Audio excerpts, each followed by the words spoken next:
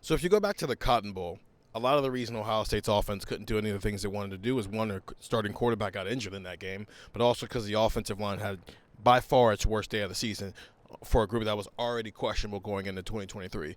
If you go back to Michigan game on Saturday, not only did they lose that game because maybe the quarterback got a little bit hurt and their coaches maybe overthought some things, which Ryan Day admitted to on Wednesday when we were talking with him, but also the offensive line had its worst possible day that it could have had for a group that already had a lot of question marks coming into that game. I'm Steven, that's Andrew, and that's Stefan. We talked with Ryan Day about this, Andrew, and a lot of the issues we saw on Saturday didn't start on Saturday.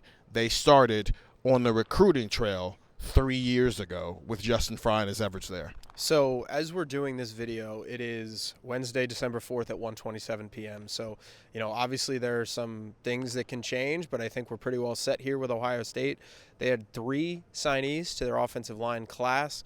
That's 3-star Jake Cook, an interior lineman from Westerville North. That's 4-star Javen McFadden from Upper Marlboro, Maryland. He's an interior player, so they have 2 interior guys. And then you have a top 100 player, Carter Lowe. He is from Toledo. He goes to Whitmer. Really, really good football player. I do really like Carter Lowe. Carter Lowe is a very, very talented football player, and Ohio State fans should be excited about his future at Ohio State. The problem is that's where the list ends. There should be another name or two in a realistic class that I am saying. Ohio State wanted 5 this class. They got 3. That's not good enough quantity.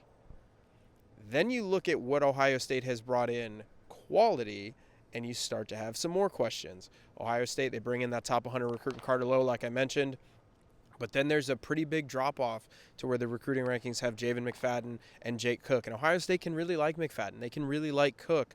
But those are kind of prospects that you need to supplement with talent, right? You need to have another top 100 guy. You need to have a 5-star here and there. You're Ohio State. You need to have top 250 guys, top 300 guys. And they just haven't done that this class, and they really haven't done that consistently over these last couple of years. So you look at where this class is at. They swung and missed, it seems, on David Sanders. He is not signed as of 127 or 129 or whatever it is right now, but it seems as if he's going to sign with Tennessee. Ohio State lost that recruitment. Demola Ajidan, kid out of Georgia. Ohio State tried to get in on him. He did not commit to Ohio State. Micah DeBose, kid from, with Ohio roots, committed to Alabama. He's from Alabama. They didn't get him. Like, they missed out on so many guys, and it felt like there really wasn't a backup plan. And as we talk about the on-field product, this is where it starts. This is where it starts. This is where you start to have that conversation of, we did not have the recruiting classes that we need, and especially for offensive lines that, hey, you take 3 years to develop sometimes as an offensive lineman, and it doesn't mean you're a bad offensive lineman. Sometimes it just takes a lot of time to develop, and it's a year process, or it's a years-long process. It's not a, hey, we can fix this in the portal one time and we're good for 5 years now. This is a years-long process, and I think it starts today. It has started on previous signing days, and it's just not been good enough for Ohio State on the recruiting trail.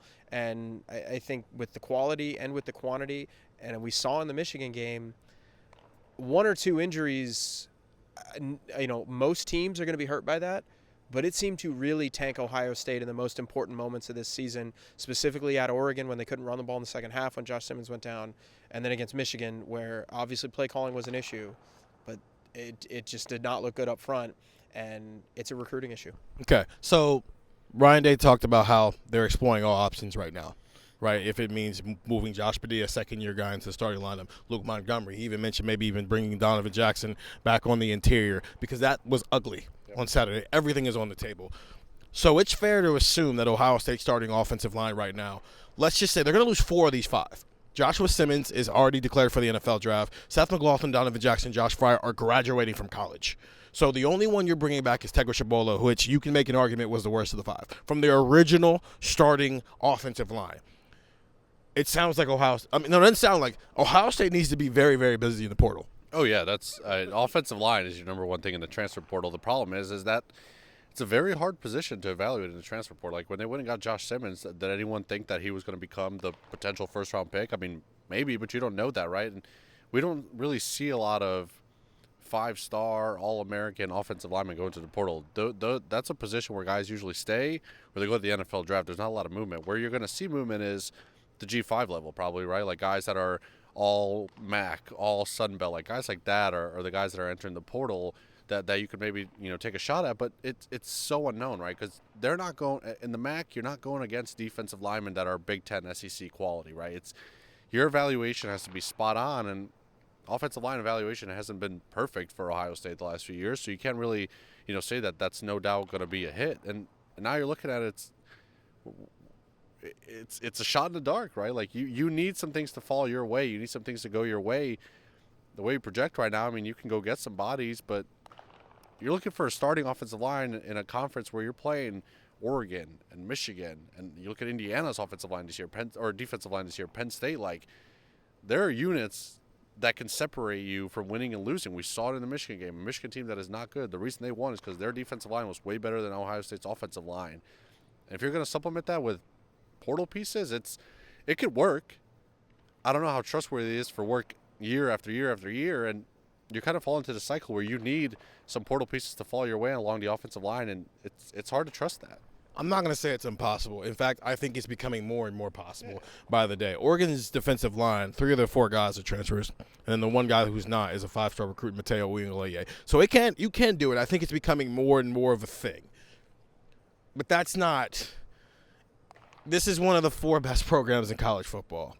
You shouldn't be desperate, and they are desperate for it. It's one thing to need it. It's another thing to be desperate for it. I asked Ryan Day flat out, do you think Justin Frye has done a good job developing and recruiting his position group, the offensive line position group? And he did what you expected a coach to do, right? He kind of pedaled around it and really didn't answer the question.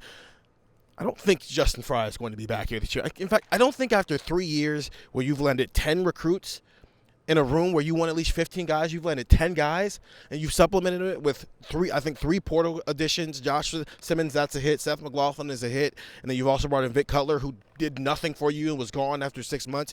That's not good enough. This is Ohio State.